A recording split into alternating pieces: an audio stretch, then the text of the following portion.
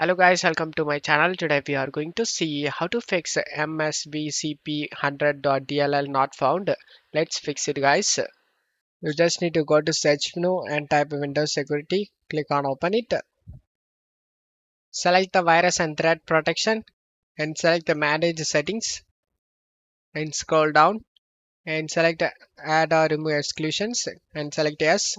Select add an exclusion and select folder.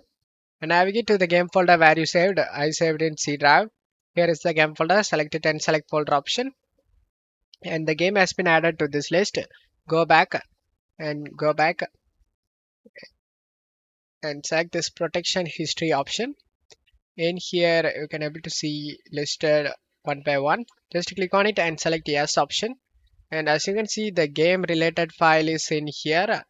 As you can see, select the action option and select restore and select the yes option to restore the game file.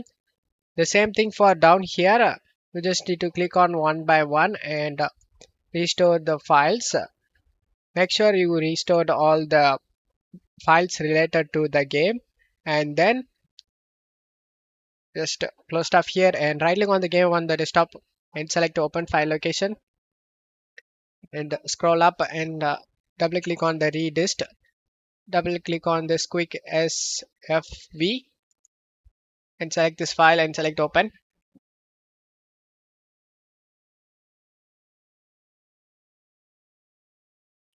As you can see, in my case, all files are okay. There is no missing or bad files found. If in your case the bad file or missing file is found, then you just need to check my video description for this video link. Just uninstall and reinstall the game by following these video steps, and this should fix your problem, guys. For the people who doesn't have this missing or bad files, then you are good to go. Just to close stuff here and launch the game.